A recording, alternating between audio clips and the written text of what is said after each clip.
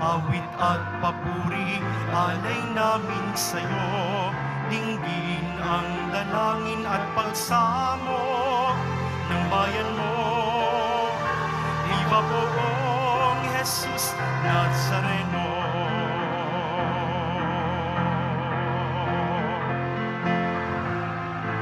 Tayo ngayon ay magtipon at sambahin ang buon.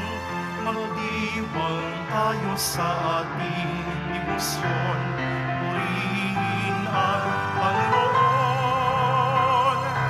Viva poong Jesus Nazareno, awit at papuri, alay namin sa'yo. Dinggin ang dalangin at pagsamo ng bayan mo. Viva poong Jesus Nazareno.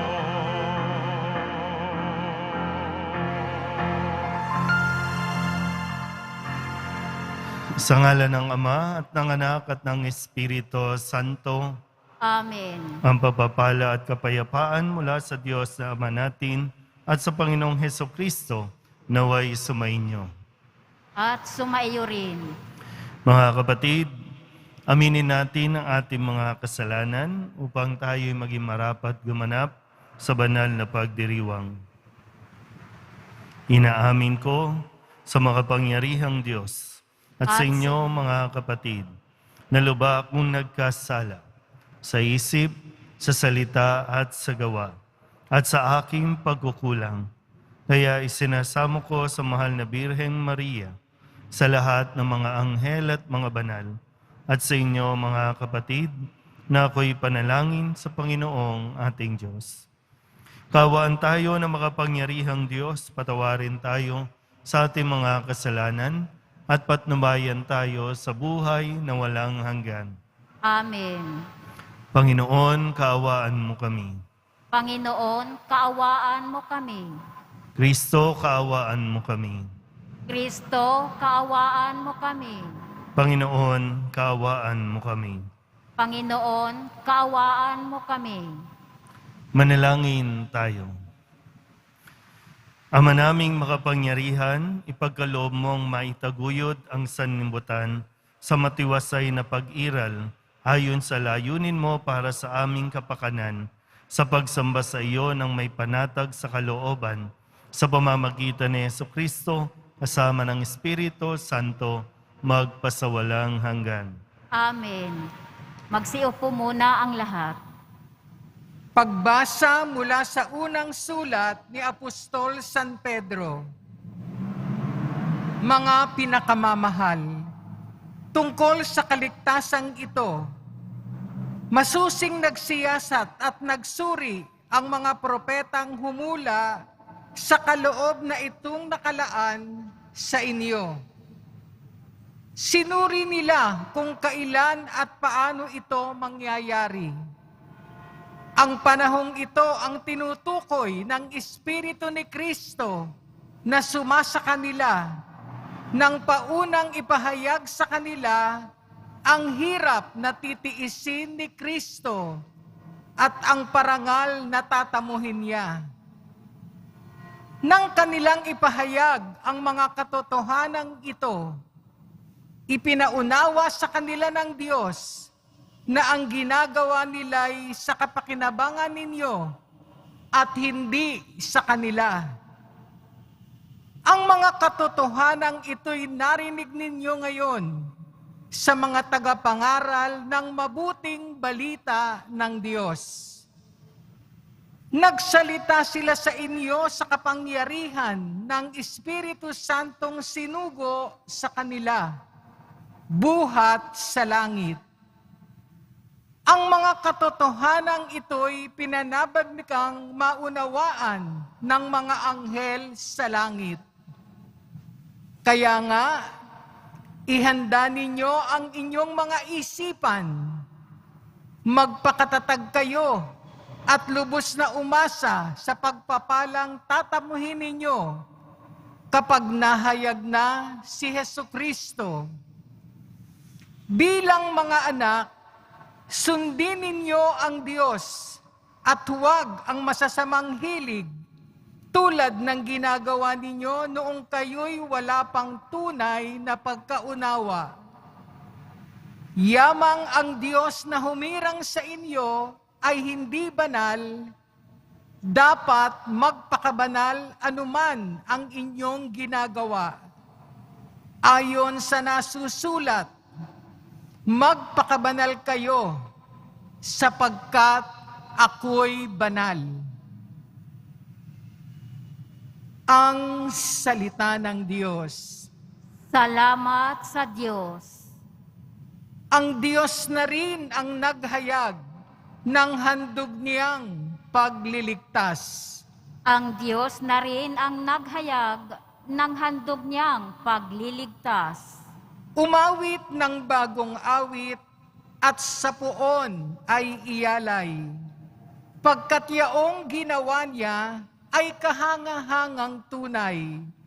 Sa sariling lakas niya at taglay na kabanalan, walang hirap na natamo, yaong hangad na tagumpay. Ang Diyos na rin ang naghayag ng handog niyang pagliligtas. Ang tagumpay niyang ito'y siya na rin ang naghayag. Sa harap ng mga bansay, nahayag ang pagliligtas. Ang pangako sa Israel, lubos niyang tinutupad. Ang Diyos na rin ang naghayag ng handog niyang pagliligtas. Tapat siya sa kanila at ang pag-ibig ay wagas. Ang tagumpay ng ating Diyos kahit saan ay namalas. Magkaingay na may galak, yaong lahat sa daigdig. Ang puon ay buong galak, napurihin sa pag-awit. Ang Diyos na rin ang naghayag ng handog niyang pagliligtas. Magsitayo po ang lahat.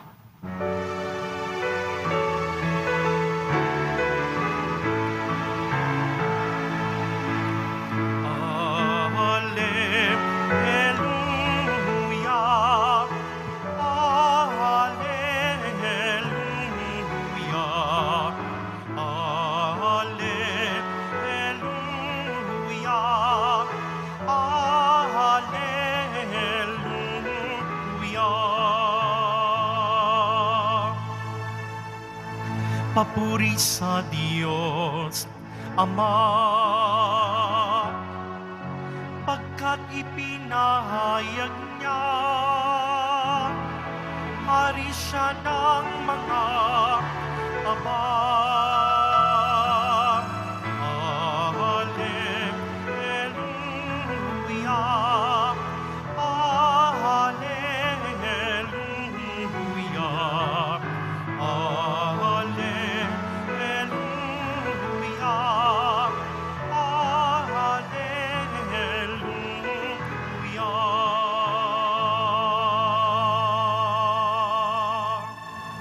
Sumainyo ang Panginoon.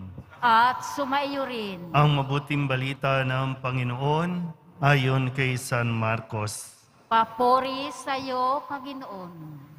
Noong panahong iyon, nagsalita si Pedro kay Jesus. Tingnan po ninyo, iniwan namin ang lahat at kami sumunod sa inyo. Sinabi ni Jesus, tandaan ninyo ito.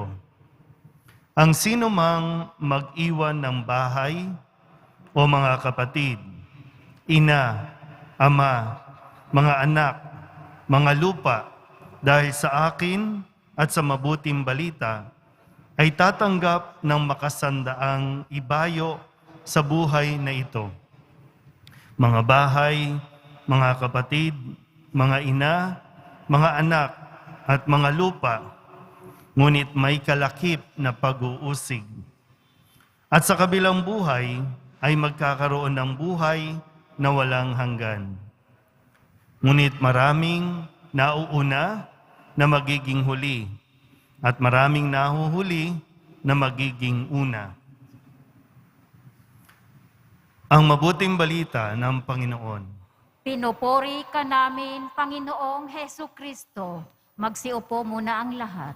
Isang magandang araw po sa inyong lahat.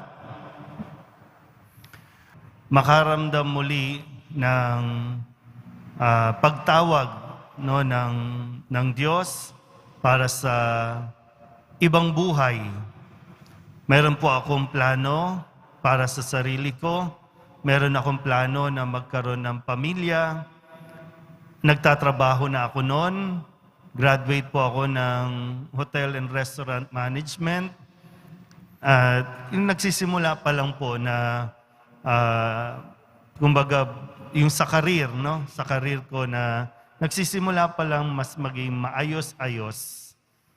At syempre, nagtatrabaho, breadwinner din, kahit hindi ako ang panganay, nagiging provider, tagabayad ng kuryente, ng mga bills, bigay ng konting pambaon. Pero yun nga po, no 2003 ay tumugon na ako doon sa panawagan o yung tawag ng Diyos para sa plano naman niya para sa akin. Meron akong plano para sa sarili ko, para sa pamilya ko, pero meron din plano ang Diyos. At doon mahirap, no, naglalaban kung sino ang aking papakinggan. Sarili ko ba? O yung tawag, no? Yung bukasyon, yung calling na tinatawag. Madalas, no, naiisip ko, nakakatakot kasi panibagong buhay, nasanay na ako yung nagpo-provide, pero pag pumasok ka ng seminaryo, manghihingi ka ulit. Isang bagay na mahirap gawin, no? Yung manghingi at umasa ulit sa ibang tao. Na kung tutuusin, ang hinihiling doon, umasa ka lang sa Diyos. Kasi hindi ka pababayaan. Hindi ko pa yun lubos na naiintindihan kasi ang mas nangingibabaw yung kaba, yung takot, anong mangyayari sa pamilya ko, anong mangyayari sa akin. Yan. Pero laging itong ebanghelyong ito yung nagpapalinaw, no, ng lahat. Ito yung nagpapalakas ng loob. Hindi lang sa akin, marahil sa lahat po ng mga pari o mga pumapasok ng seminaryo, ito yung kinakapitan namin na huwag matakot. No? Hindi naman po pag sinabing iwan mo ang pamilya, kalimutan mo na. No? Kundi ang hinihingi lang, matutong magtiwala sa Diyos. Dahil nung 2003, pumasok ako, no? Then lumabas ako ulit ng seminaryo 2005 o 2004. Kasi gusto ko ulit subukan yung plano ko. No? Sabi ko, parang ang hirap naman sa loob. No? Tapos maririnig mo yung problema sa pamilya. So nandoon po na feeling ko ako yung susolve. Feeling ko ako yung kailangan. So lumabas ako ulit ng seminaryo at paglabas ko, siyempre hanap ulit ng trabaho. And then after 1 year, na-realize ko, wala naman nagbago. Kay nandyan ako, kay wala, pareho lang. So, talagang mahiwaga ang pagtawag ng Diyos. Na para bang sinasabi ko na sa iyo no, masyado kang nagmamarunong nagmamagaling At true enough, noong 2006, pumasok ako ulit. 2012, na-ordain na bilang pari. And totoo po, hindi naman pinabayaan ng Diyos yung mga inaalala ko noon. Hindi niya pinabayaan. Siya nga, ngayon nga, no, parang kung tutuusin, mas marami pang biyaya na ibinibigay ang Diyos sa akin. Sa tulong ng mga tao na ginagamit niya para maging biyaya. Totoo po. Kailangan lang talaga natin harapin yung mga takot natin. Kasi sabi ni Kristo, kung gusto mong sumunod, kailangan matuto kang lumimot sa sarili, yung detachment sa mga material na bagay, yung detachment sa mga relasyon na sa umpisa nakakatakot, pero papalitan ng higit sa inaakala mong magpapaligaya sa iyo, papalitan yan ng Diyos ng sobra-sobra pa. Ang hinihiling lang po sa atin, lubos na magtiwala sa Diyos. Sa ngayon, bilang pare, ito yung kailangan gawin. Magtiwala, dahil nga ang pare, wala naman ng problemahin para sa kanya dahil nandyan ang Diyos. God will always provide. Ang kailangan ko na lang gawin, katulad ng paalala ni San Pedro sa kanyang sulat, magpakabanal. Magpakabanal na lang. Yun lang. Wala na. Siyempre, bilang pare, hindi nawawala ang problema, hindi nawawala yung mga tukso, nandiyan pa rin, struggle pa rin, yung mga ugali dati, lumilitaw pa rin, pero kailangan magsumikap na mabuhay sa kabanalan. Tiwala lang po, no? Magtiwala lang tayo sa Diyos. Kahit kayo po, no? Ano man ang tawag sa inyo ng Diyos, magtiwala ka lang sa Diyos. Ano man mga bagay na nawala sa inyo sa panahong ito, magtiwala ka sa Diyos. I-let go mo yan, isang araw, papalitan niya ng Diyos, hindi mo mapapansin. We have to learn to let go sa mga bagay na akala natin magpapasaya sa atin. Dahil pag binigay mo sa Diyos yan, ipinagkatiwala mo sa Diyos yan, dun mas makikita mo ang pagkilos ng Diyos at masusurprise ka sa ibibigay sa iyo ng Diyos. Amen? Itayo po ang lahat.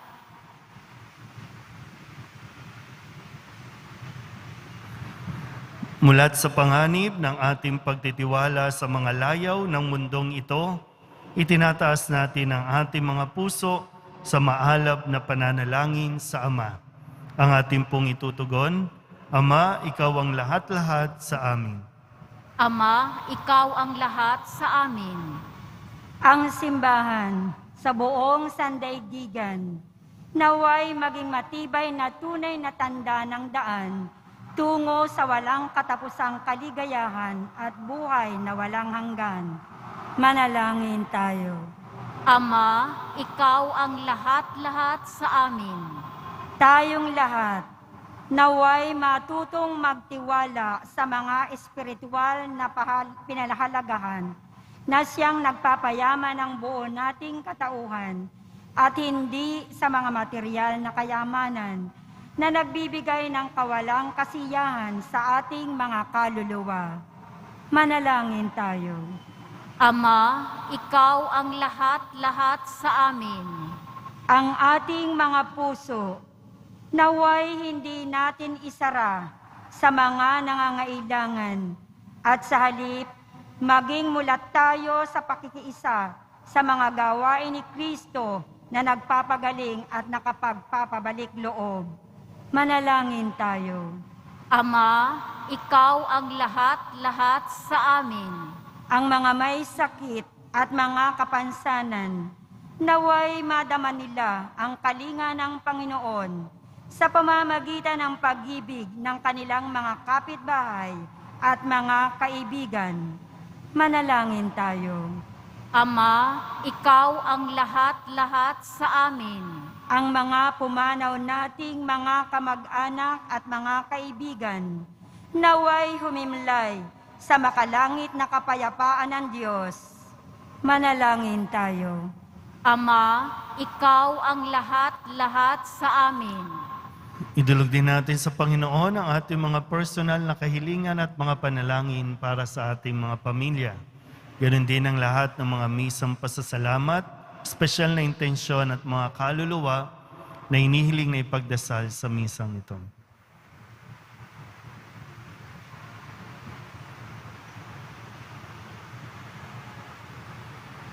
Ang lahat ng ito hinihiling namin sa ngalan ni Kristong aming Panginoon. Amen. Magsiupo muna ang lahat.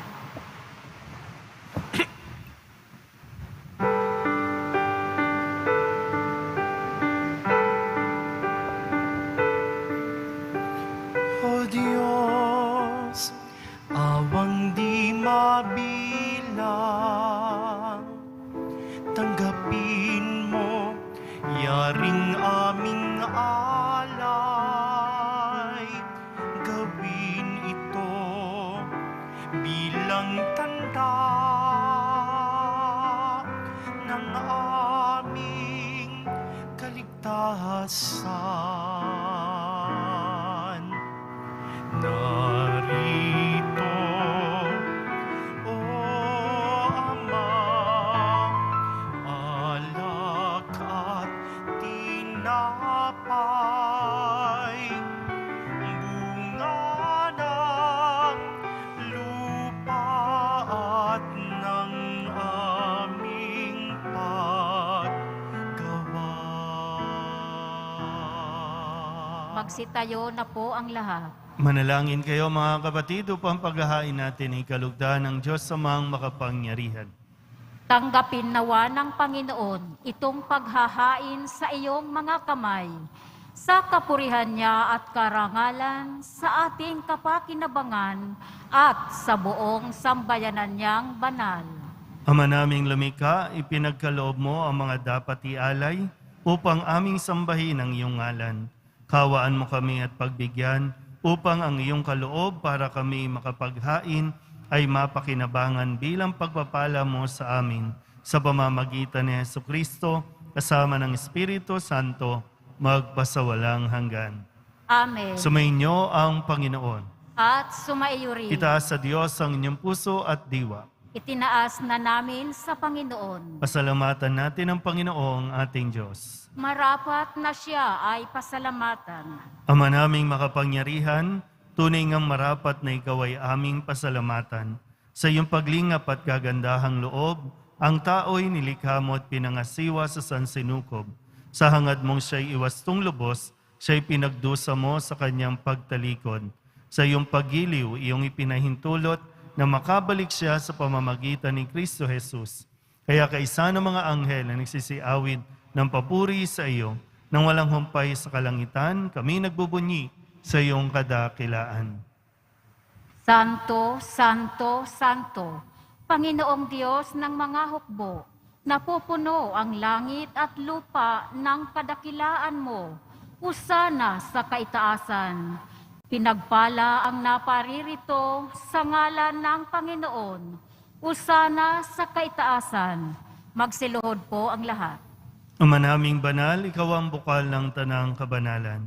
Kaya't sa pamamagitan ng iyong Espiritu, gawin mong banal ang kaloob na ito upang para sa aming maging katawan at dugo ng aming Panginoong Hesukristo. Bago niya pinagtiis ang kusang loob na maging handog, hinawakan niya ang tinapay, pinasalamatan kaniya, pinaghati-hati ni iyon, iniabot sa kanyang mga alagad at sinabi, tanggapin ninyong lahat ito at kanin, ito ang aking katawan na ihahandog para sa inyo.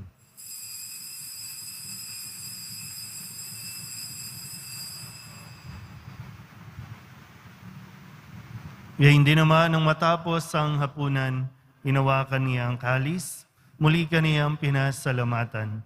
Iniabot niya ang kalis sa kanyang mga alagad at sinabi, tanggapin ninyong lahat ito at inumin. Ito ang kalis ng aking dugo, ng bago at walang hanggang tipan, ang aking dugo na ibubuhos para sa inyo at para sa lahat, sa ikapagpapatawad ng mga kasalanan. Gawin ninyo ito sa pag-alaala sa akin.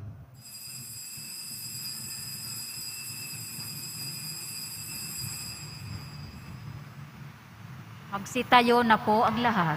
Ipagbunyi natin ang misteryo ng pananampalataya. Si Kristo'y namatay, si Kristo'y nabuhay, si Kristo'y babalik sa wakas ng panahon. Ang mga ginagawa namin ngayon ang pag-alaala sa pagkamatay at muling pagkabuhay ng iyong anak, kaya tinihaalay namin sa iyo ang tinapay na nagbibigay buhay at ang kalis na nagkakaloob ng kaligtasan. Kami napapasalamat dahil kami iyong minarapat na tumayo sa harap mo para maglingkod sa iyo. Isinasama namin kami magsasalo-salo sa katawan at dugo ni Kristo ay mabuklod sa pagkakaisa sa pamamagitan ng Espiritu Santo. Ama, lingapin mo ang iyong simbahang laganap sa buong daigdig. Puspusin mo kami sa pag-ibig kaysa ni Francisco na aming Papa at ni Jose na aming Obispo at ng Tanang Kaparian. Alalahanin mo rin ang mga kapatid naming nahimlay na may pag-asang sila'y muling mabubuhay, gayon din ang lahat ng mga pumanaw. Kawaan mo sila at patuloyin sa iyong kaliwanagan. Kawaan mo at pagindapating kaming lahat na makasalo sa iyong buhay na walang wakas. Kaysa ng mahal na Birhen Maria na Ina ng Diyos, ng kabiyak ng puso niyang San Jose, kaysa ng mga apostol at ng lahat ng mga banal na namuhay dito sa daigdig ng kalugod-lugod sa iyo, may pagdiwang nawa namin ang papupuri sa ikararangal mo sa pamamagitan ng iyong anak na aming Panginoong Hesukristo. Sa pamamagitan ni Kristo, kasama niya at sa Kanya, ang lahat ng parangal at papuri ay sa iyo, Diyos Amang makapangyarihan, kasama ng Espiritu Santo, magpasawalang hanggan. Amen, amen, amen, amen.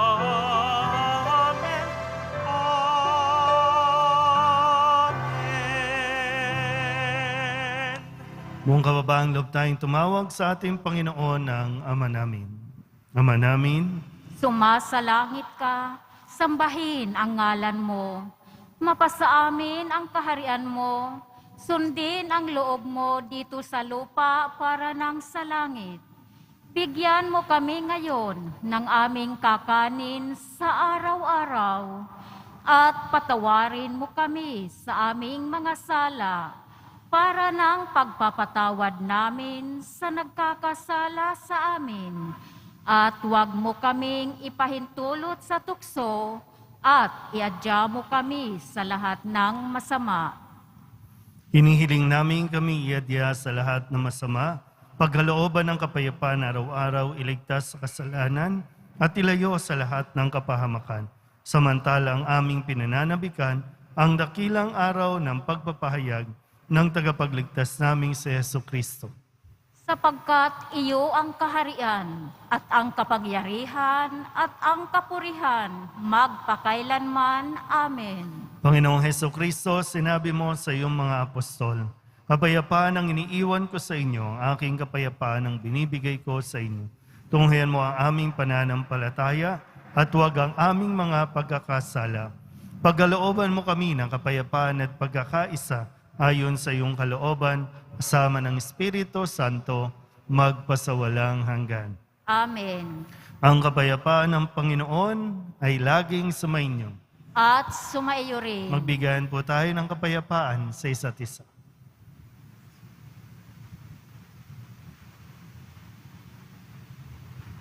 Kordero ng Diyos na nag-aalis ng mga kasalanan ng sanlibutan, maawa ka sa amin.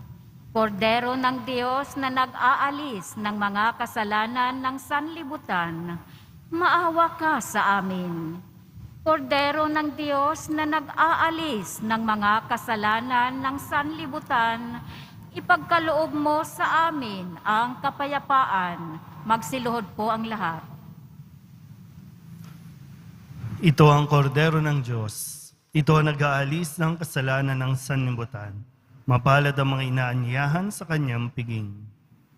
Panginoon, hindi ako karapat-dapat na magpatuloy sa iyo, ngunit sa isang salita mo lamang ay gagaling na ako.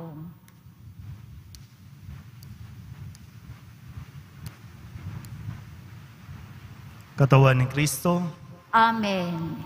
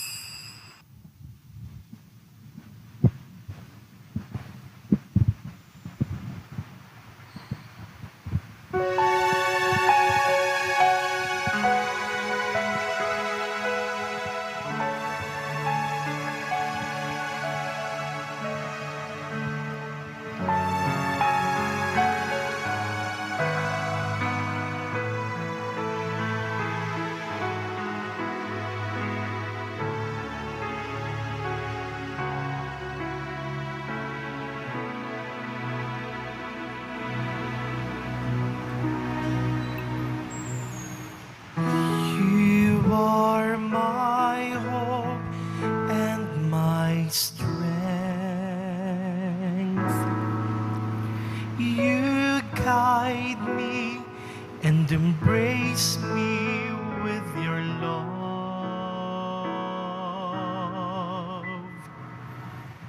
You gave your life to save me from sins. Jesus, my Savior, my Lord.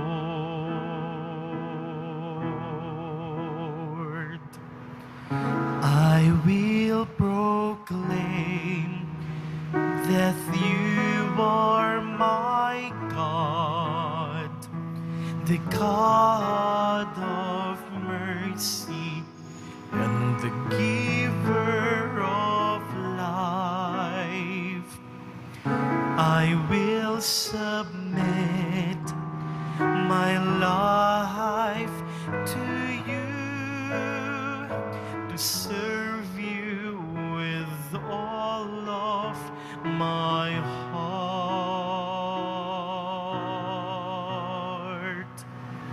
You are my hope and my strength. You guide me and embrace me with your love.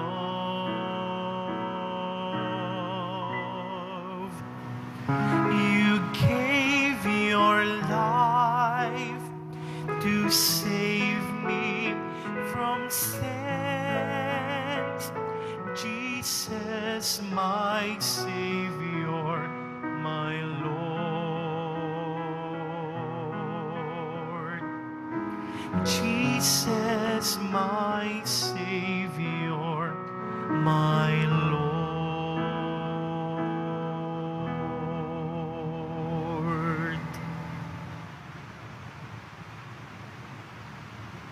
Manalangin tayo. Ama naming mapagmahal, kaming iyong pinapakinabang ay iyong kaawaan upang ang aming pinagsaluhan ay magdulot ng aming pakikilahok sa iyong buhay na hindi matatapos. Iniluluhog namin ito sa pamamagitan ni Jesucristo kasama ng Espiritu Santo magpasawalang hanggan. Amen. Bukas po ay Ash Wednesday. Ipapaalala ko lang po na kapag Ash Wednesday at Good Friday, 2 araw lang po sa loob ng isang taon, yung pag-observe po natin sa mga Katoliko po, fasting and abstinence. Fasting, yung mga in good health, in good condition, 1 full meal. Isang meal lang po. Pipili kayo doon. Kung pag nag-almusal ka, wala nang lunch and dinner. O kung magla-lunch ka, huwag kang mag-almusal at mag-dinner. So, yun po yung fasting. Abstinence, bawal po ang meat bukas. Yung karne, bawal po ang karne. Lalo na kung magpapalagay ka ng abo bukas. Hindi naman po. Kung ayaw nyo, di okay. Pero hindi pwedeng makikiuso lang tayo na lahat may abo, kaya mag-aabo. Tapos kakain kayo sa mga restaurant, kakain kayo sa mga barbecuehan. So, nawala yung purpose ng ating pag-aayuno. Paki-remind ulit ang inyong mga anak, yung mga kabataan, tungkol sa gawaing ito tuwing Kwaresma. Kasi ang Ash Wednesday, yan po ang simula ng Kwaresma, yung Lent na tinatawag. So sana po, pagsumikapan natin na makapag-observe nitong fasting and abstinence bukas na Ash Wednesday. Manalangin tayo para sa pagbabasbas. Mahal na pong Jesus Nazareno, inihayag mo sa pamamagitan ng krus ang walang maliw na pag-ibig ng Diyos sa sangkatauhan. Pakinggan mo ang kahilingan ng iyong angkan na nagsusumamo sa iyo. Makamtanawa nila ang inyong katugunan at tanggapin ang kasagutan na may utang na loob na tinatanaw. Basbasan din po ninyo mga dala-dala nilang mga imahin at dasalan at lahat ng mga may karamdaman. Sa pamamagitan ng bendisyon na ito, naway maalala nila ang mga pangako nila noon sa binyag na ikaw ang kanilang iibigin at paglilingkuran bilang Panginoon magpasawalang hanggan. Amen. At pagpalain kayo ng makapangyarihang Diyos, Ama at Anak at Espiritu Santo. Amen. Mayo kayong taglayang kapayapaan ng Poong Jesus Nazareno. Salamat sa Diyos. Magandang araw po.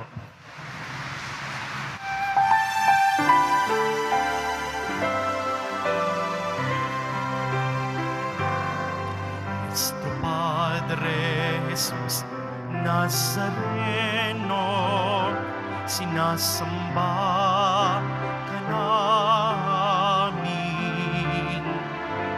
Pinipintungo ka namin. Aral mo ang aming buhay at kaligtasan. Nuestro Padre Jesus Nazareno, iligtas mo kami sa kasalanan. Ang krus mong kinamatayan ay sagisag ng aming kaligtasan. Nuestro Padre Jesus Nazareno, dinarangal ka namin. Nuestro Padre Jesus Nazareno, nilulwalhati